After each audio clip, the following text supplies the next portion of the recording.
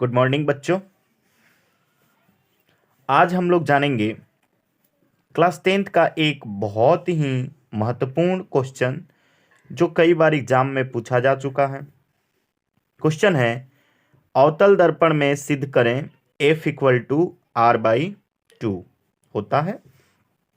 ये क्वेश्चन कई बार एग्जाम में पूछा जा चुका है, इसलिए ये काफी महत्वपूर्ण है और आज हम लोग इसको बहुत ही आसानी से सिद्ध करना सीखेंगे।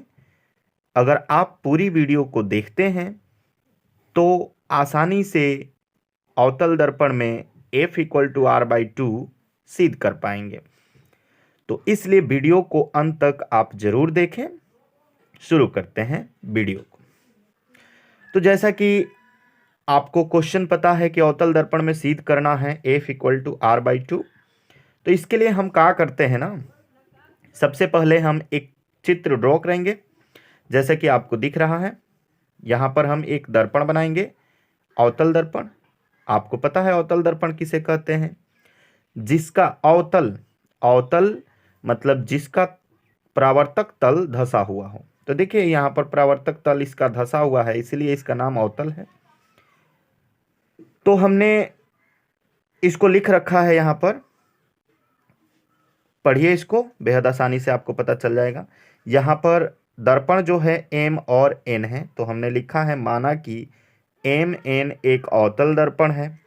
देखिए MN एक अवतल दर्पण है जिसका फोकस, यानी कि इस दर्पण का फोकस, जिसका फोकस F तथा वक्रता केंद्र C है। इस दर्पण का फोकस क्या है? F और वक्रता केंद्र C है। ध्रुव P है, खैर इसको नहीं लिख पाए हैं हम, लेकिन इसका ध्रुव P है। अब AB एक किरण है। देखिए AB मुख्य अक्ष के समांतर आपतित किरण है। AB जो है ये मुख्य अक्ष के समांतर आपतित हुई किरण है जिसका परावर्तन फोकस एप्स से, जो परावर्तन के बाद फोकस एप्स से होकर गुजरती है। तो देखिए इसका परावर्तन हुआ है तो ये फोकस एप्स से होकर गुजरी है, यानी कि ये हो गई आपतित किरण और ये हो गई परावर्तित किरण। अब हमने यहाँ पर लिख रखा है प्रमाण। प्रमाण क्या है, कौन कौन से प्रमाण हैं जिससे कि हम इसको आगे सिद्ध कर सकते हैं। तो परावर्तन के नियम से हमने पता है कि कोण I इक्वल टू कोण R होता है। आपतन कोण का परिभाषा पता है कि आपतित किरण और अभिलंब से बना कोण आपतन कोण कहलाता है। इसे हम I से प्रदर्शित करते हैं और परावर्तन कोण को R से। तो परावर्तन के नियम से कोण I इक्वल टू कोण R होता है, ये आपको पता है। एक और चीज दिख रहा होगा, ये दो समांतर रेखाएं हैं AB और PC। ये दोनों समांतर रेखाएं हैं और समांतर रेखा के बीच में एक तिर्यक रेखा खींची गई है, ये B और C दिखाई दे रही होगी। तो ये वाला कोण जो है ABC ये बराबर होगा किसके? BCF के, या BCP कहिए, BCF के बराबर होगा। यानी कि ये वाला कोण इसके बराबर होगा, इसलिए हमने लिख रखा है कोण I और यहाँ पर भी कोण I। यानी कि दूसरी बात हमने यहाँ पर लिखा है कोण ABC, मतलब ये वाला कोण बराबर है किसके? BCF के, यानी कि BCF इस कोण के, ये वाला कोण ये वाला कोण, ये दोनों बराबर हो गया। किस नियम से बराबर हुआ? तो एकांतर कोण होने के कारण, ये एकांतर कोण होने के कारण आपस में बराबर हो गया। अब एक बात बताइए, अभी आपने पढ़ा परावर्तन के नियम से कि कोण I बराबर R है, मतलब ये वाला कोण इस कोण के बराबर है। फिर दूसरे प्रमाण में आपने देखा कि ये वाला कोण इस कोण के बराबर है, तो क्या ये वाला कोण इस कोण के बराबर नहीं होगा? बिल्कुल होगा। जब दो कोण एक त्रिभुज के बराबर हो जाएं, तो बताइए वो त्रिभुज किस तरह का होता है? आपको पता है कि वो कैसा त्रिभुज होता है? समद्विबाहु। तो इसलिए हमने आगे लिखा है कि त्रिभुज बी सी एफ एक समद्विबाहु त्रिभुज है जिसमें C F equal to B F. इसका अर्थ क्या हुआ C F equal to B F का? तो ये बी सी एफ त्रिभुज जो है जब समद्विबाहु त्रिभुज है तो समद्विबाहु त्रिभुज की दो भुजाएं आपस में बराबर होती है। कौन कौन सी भुजा? तो कोणों के सामने वाली भुजा। तो ये वाला कोण इस कोण के बराबर है तो इसके सामने का ये भुजा और इसके सामने का ये भुजा, ये दोनों आपस में बराबर हो जाएगा। तो ये कोण कौन, ये भुजा कौन सा है? सी एफ और बी एफ। तो हमने यहां पर लिख रखा है सी एफ बराबर बी एफ और इसको हमने समीकरण 1 मान लिया। अब आगे बढ़ते हैं। देखिए यदि B बिंदु P के बहुत निकट हो तो, यानी कि B जो है अगर P के काफी निकट हो, देखिए यहां पर B है और यदि ये P के काफी ज्यादा नजदीक है तो हम BF बराबर PF मान सकते हैं। यहां पर हमने लिखा है BF बराबर PF और ये समीकरण हमने 2 दे दिया। अब देखिए समीकरण 1 और 2 से हमें क्या पता चल रहा है? समीकरण 1 और 2 से देखिए CF बराबर BF और यहां पर BF बराबर PF, तो क्या CF और PF बराबर हो जाएगा आपस में? बिल्कुल होगा।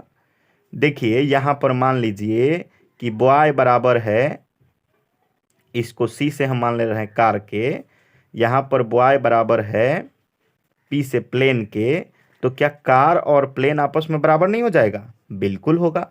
तो समीकरण 1 और 2 से हमें क्या पता चला? CF बराबर PF। अब चूंकि आप जानते हैं कि PC जो है P और C, PC बराबर है किसके जी? PF, यानी कि यहां से लेकर यहां तक की दूरी और फिर यहां से यहां तक की। तो हम PC बराबर लिख सकते हैं PF प्लस CF।